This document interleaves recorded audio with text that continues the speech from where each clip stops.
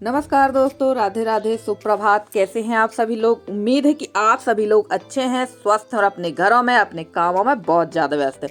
तो दोस्तों, ठंड जो है अभी सुबह शाम वाली ठंड हमारे यहाँ पड़ ही रही है और आज के दिन तो बहुत ज़्यादा ठंड है क्योंकि बादल एकदम हो जाते हैं और बादल जैसे ही छटते हैं तो ठंड हो जाती है। तो ये ठंड तो ऐसे ही चलेगी। और देखिए कितना ज़्यादा स्वेटर वगैरह पहन के मैं लगा रही थी यहाँ झाड़ू। तो और कचरा भी बहुत ज़्यादा हो रहा है क्योंकि हवा चलेगी तो कचरा होगा ही।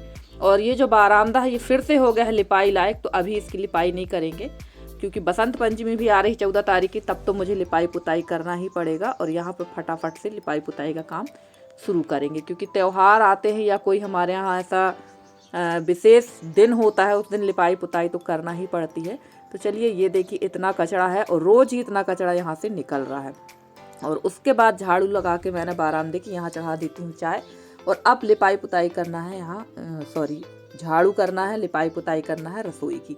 तो फटाफट से यहाँ साफ़ कर लेते हैं। और चूल्हे में खाना कुछ भी नहीं बना था, सिर्फ यहाँ पर पानी गर्म हुआ था क्योंकि बाहर का चूल्हा मैंने जलाया नहीं था। हवा काफ़ी तेज़ चल रही है इस समय सुबह टाइम, तो आग लगने का डर ज़्यादा रहता है क्योंकि हवा में आग उड़ेगी तो आग लगने का डर रहता ही है। तो चलिए फटाफट से यहाँ की क्लीनिंग करते हैं। और आज बनाना है मुझे उड़द दाल के पापड़। वैसे तो थंबनेल देखकर, टाइटल देखकर आप लोग समझ ही गए थे और ये रिक्वेस्ट काफ़ी दिनों से आ रही थी कि पापड़ बना के बताइए। तो बिल्कुल मैं अपने जैसे हम लोग बनाते हैं घर पे उस तरीके के मैं पापड़ आपको बनाना बताऊंगी। और जब मैंने शुरू पापड़ बनाना वीडियो बनाना शुरू किया था तो उसमें जब मैंने पापड़ बनाए थे उड़द दाल का, तो यही वीडियो मेरा वायरल हुआ था और इसी से मेरे जो सब्सक्राइबर हैं 1K हुए थे। तो चलिए, चाय भी हमारी बन गई है, पी लेते हैं चाय, उसके बाद करेंगे दूसरा काम। और चाय तो हमारी एनर्जी टॉनिक है, जब तक चाय नहीं पीते हैं एनर्जी नहीं आती है बॉडी में। तो चलिए चाय पी के लग जाते हैं, फिर से देखते हैं क्या क्या करना है आज हमें।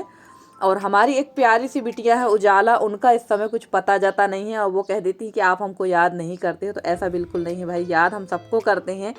ये बात अलग है कि सबका नाम नहीं ले पाते हैं। और एक और प्यारी सी सब्सक्राइबर है, मेरे को इनका नाम नहीं पता है पर इनकी आईडी है अमित सिंह जी के नाम से। तो ये भी बहुत प्यारे प्यारे कमेंट हमको करती रहती हैं।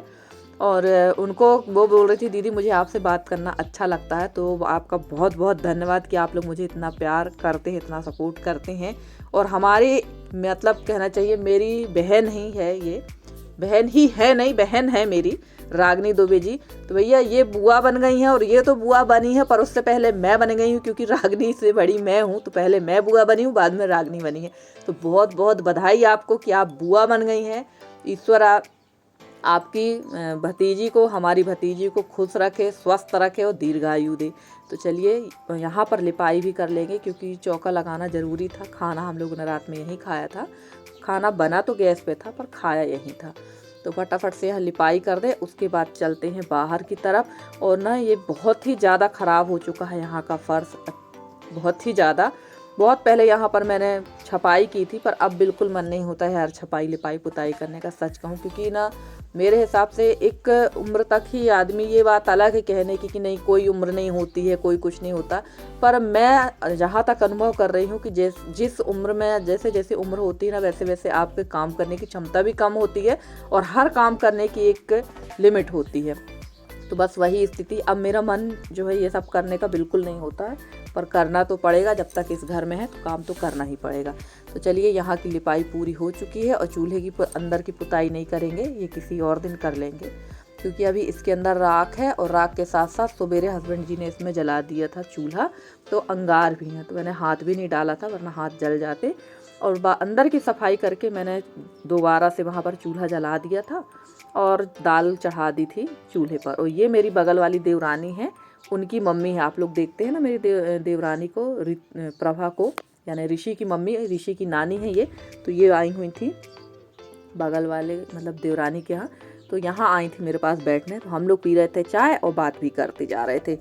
और काम की भी थोड़ी सुबह जल्दीबाजी रहती है हम लोगों को। दिन तो खैर काफ़ी बड़े हो रहे हैं, ऐसा नहीं कि दिन बड़े नहीं हो रहे, पर अभी ठंड के कारण ना सुबह के काम थोड़ा सा लेट हो जाते हैं। तो ये हर घर में ही इसी तरह का हो रहा है।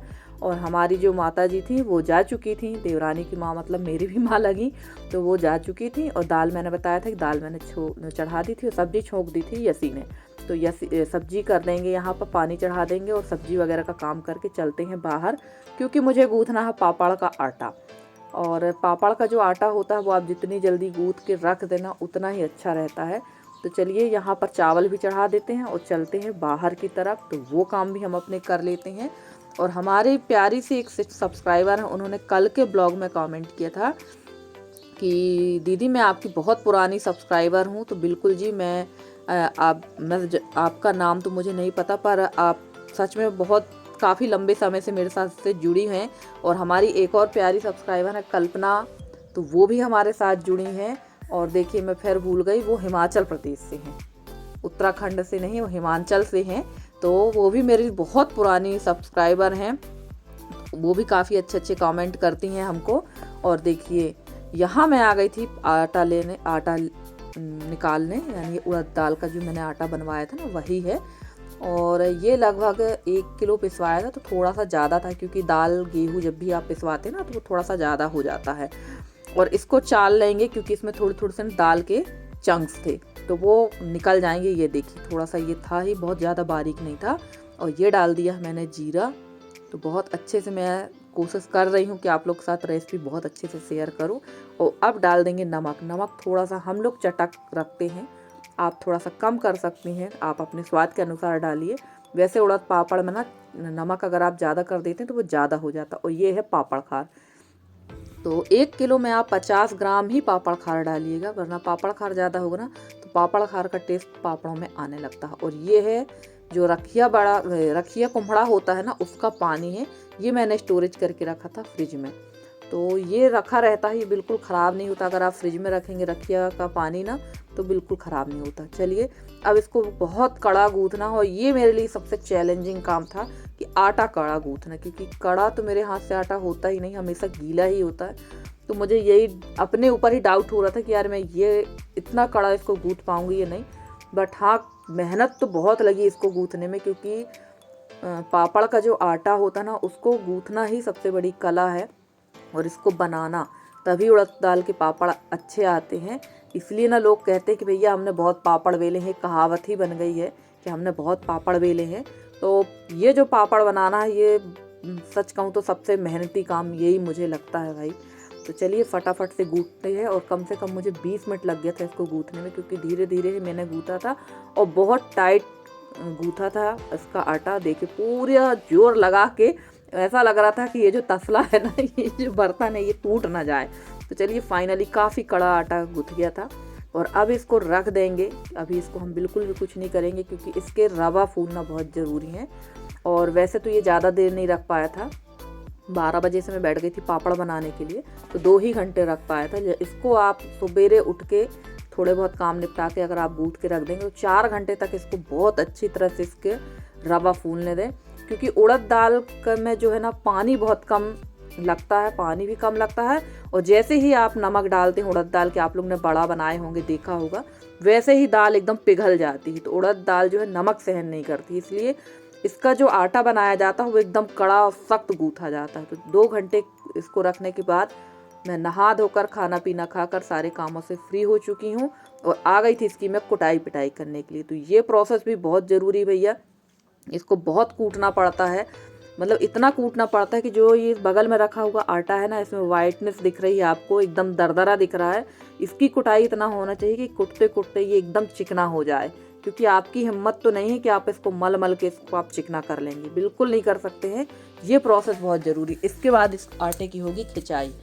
जब इस आटे का कुटाई खिंचाई तसाई जब होती है ना, तभी ये जाके पापड़ आपके सॉफ्ट बनते। अब देखिए ये प्रोसेस भी, और सबसे ज़्यादा मेहनत वाला प्रोसेस ये है, ये इसकी कुटाई और इसकी खिंचाई।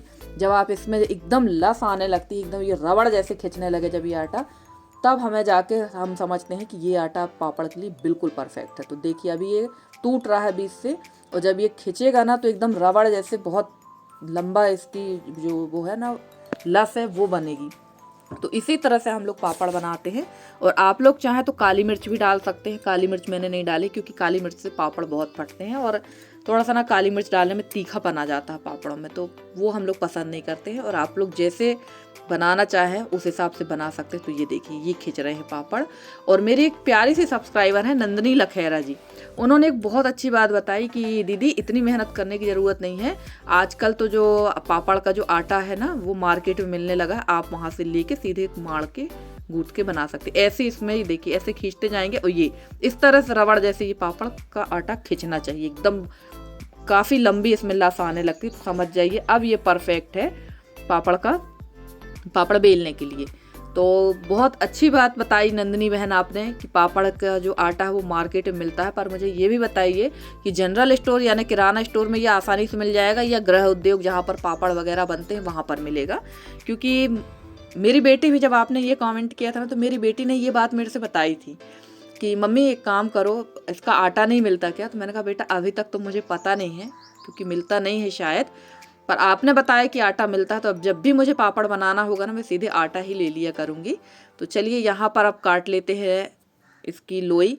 और ये बड़ा पुराना और यूनिक सा पैटर्न है लोई काटने का। हमारी दादी लोग ऐसे ही अंगूठे में धागा फंसा लेती थी मोटा वाला और इस तरह से काटती जाती थी। मैंने ये धागा फंसाया है जो मोटा आता है ना धागा, वो फंसा के इस तरह से मैंने सारी लोई काट ली है। और अपने हिसाब से आप अपने अंदाजे से लोई बना लीजिए और फटाफट से इनमें लगा देंगे घी और रख देंगे। और एक चीज़ और फ्रेंड्स, इसमें आप तेल का इस्तेमाल मत करिएगा, या तो आप वनस्पति घी जो डालडा मार्केट में मिलता है वो यूज़ कर सकते हैं, या आपके पास देसी घी हो वो यूज़ कर सकते हैं, पर तेल का इस्तेमाल बिल्कुल मत करिएगा। और यहाँ मैंने इसी आटे वाले डिब्बे पे लगा दी है प्लास्टिक सीट और उसी में मैंने रख दी है लोई। और सबसे पहले छोटी छोटी कर लेंगे टिकिया, क्योंकि ये थोड़ा सा गीला हो जाता है। तो बड़ी आसानी से देखिए, ना तो इसमें परथन लगाना पड़ रहा है, ना ही इसमें हमें तेल घी का इस्तेमाल करना पड़ रहा है।